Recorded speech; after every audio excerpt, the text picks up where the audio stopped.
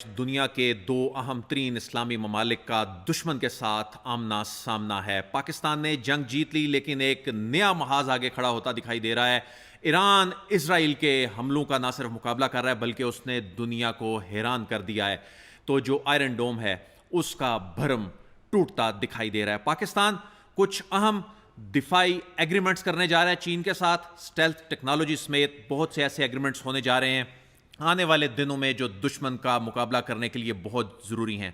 तो आज हमारे साथ दुनिया पॉडकास्ट में जो शख्सियत मौजूद हैं, एयर मार्शल अरशद मलिक साहब, जो पाकिस्तान की दिफाई इंडस्ट्री में जिनका बड़ा अहम नाम है, बड़ी अहम पोजीशन पे रहे हैं। पाकिस्तान का जो JF-17 थंडर है, इस प्रोजेक्ट को वो हेड करते रहे हैं, उसके चीफ प्रोजेक्ट मैनेजर रहे हैं, चेयरमैन PIAC रहे हैं। इसके अलावा दीगर अहम ऐसी पोजीशंस पे रहे हैं जहां पाकिस्तान की एविएशन दिफाई इंडस्ट्री में बहुत अहम काम होते आए हैं और हो रहे हैं। बहुत शुक्रिया अरशद मलिक साहब। अरशद मलिक साहब, ईरान ने तो दुनिया को हैरान कर दिया।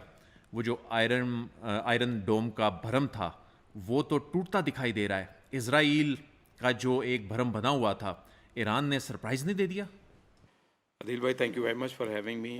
आप बहुत अच्छा काम कर रहे हैं और आप बड़ा डेडिकेटेड होकर काम कर रहे हैं, और मैं ये देख रहा हूँ आपका नॉलेज भी ठीक डेवलप हो चुका है, विच इज़ गुड। आपकी वजह से शायद और भी नौजवान बच्चे जो हैं और मुल्क के जो हमारे लोग हैं, उनको ये नॉलेज आना चाहिए इन चीज़ों का। यूजुअली हम इन तरफ इतनी तवज्जो नहीं देते। तो दो बातें आपने की हैं, मैं उन दोनों का आपकी इजाज़त से बात करूँगा।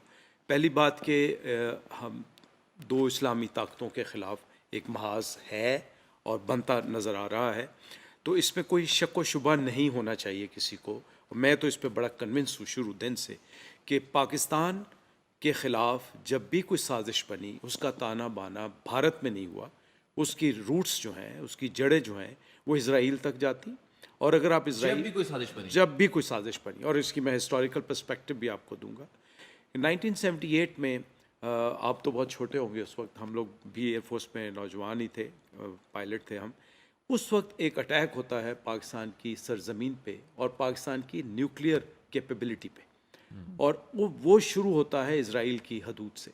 अल्हम्दुलिल्लाह, अल्लाह का बहुत एहसान था, समहाउ द अदर हम लोगों को पता चला, और पाकिस्तान एयरफोर्स ने जो रिस्पांस जनरेट किया, उस रिस्पांस की वजह से वो अटैक ख़त्म कर दिया गया।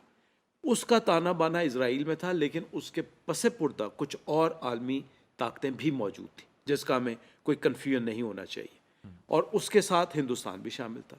सो ये मैं 1978 की बात कर रहा हूँ। उसके बाद से अगर आप नेतन्याहू की स्टेटमेंट जो आजकल बड़ी वायरल हुई है वो देख लें, या नेतन्याहू और मोदी का आपस में इंट्रैक्शन देख लें, तो ये दोनों एक बात पे यकीनन मुत्तफिक हैं कि पाकिस्तान इनकी नज़रों में खटकता है और खटकता रहेगा। तो ये महाजराई कोई बनते नहीं नज़र आ रही है, पहले से मौजूद थी। हमें उसके लिए अब पहले से मज़ीद तैयार होना है। अब आपने जो दूसरी बात कही कि ईरान ने सरप्राइज़ नहीं कर दिया, मैं 2-3 दिन पहले अपने दोस्तों के साथ बैठा हुआ था, और यही बात जब हो रही थी कि ईरान क्या करेगा, तो मेरा ये मानना था कि ईरान के पास वो सलाहियत मौजूद है। और जब आप किसी को, वो कहते हैं ना कि आप कॉर्नर में ले आते हैं, पुश करके ले आते हैं, तो उसके पास कोई ऑप्शन नहीं रह जाती, बल्कि वो भरपूर तरीके से अपनी सलाहियतों का मुजाहरा करता है। मेरा ये मानना है कि ईरान ने जो किया बिल्कुल ठीक किया, और अभी ईरान कुछ और भी कर सकता है। अच्छा, ईरान के पास ये कैपेबिलिटी है कि वो अभी दुनिया को मजीद सरप्राइज करने जा रहा है। आदिल भाई, उसकी दो वजूहत हैं। पहली वजह आपने बताया कि आयरन डोम से पहले अगर आप देखें तो उसके पास एरो 3, एरो 2 और वो स्लिंग जो है डेविड स्लिंग, और फिर जाके एरोडोम की बारी आती। सो ये चौथा मरहला है जिसको वो डिसीव कर रहा है।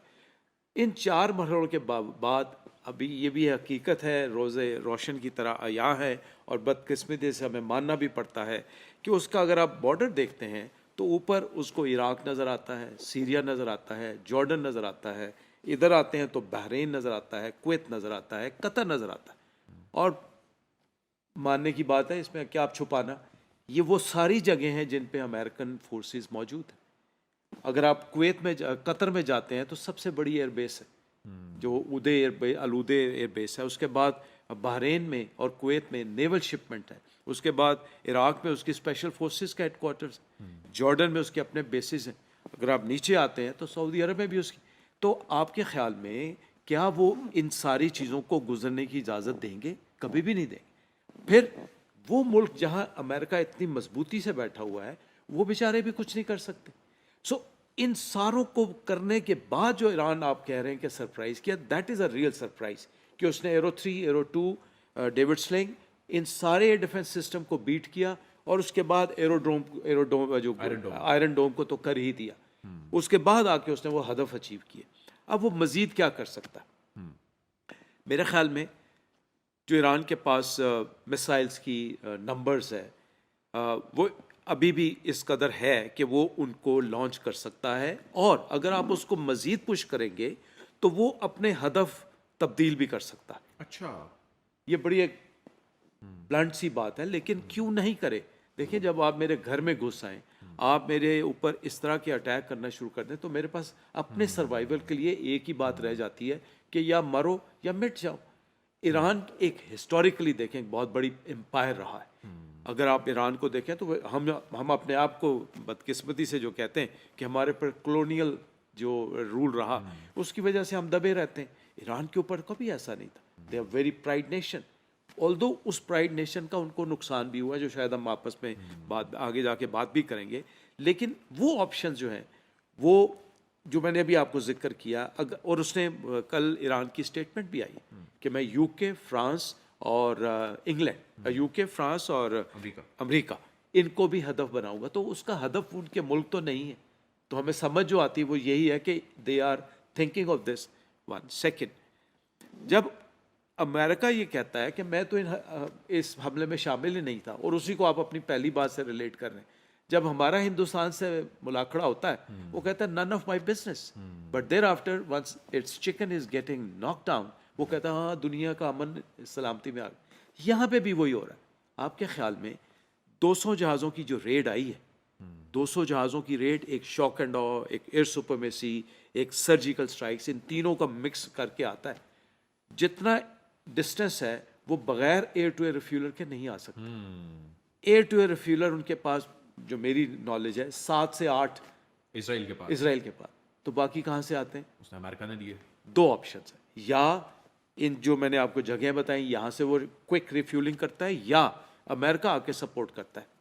अभी कल की एक खबर ये भी है कि ईरान ने ब्रिटिश एक शिप को भी इंटरसेप्ट किया। तो सर ये सारी चीज़ें वो हैं। अच्छा, अब ईरान और क्या कर सकता है? तो एक तो मैंने ये आपको बता दिया, उसको ट्रैप कैसे किया हुआ। दूसरा ये है कि जो गलत भी है और सही भी है ईरान की, देखिए हम कह तो सकते हैं ना, हमारे ड्राइंग रूम में बैठ के एनालिसिस तो हमने करना है।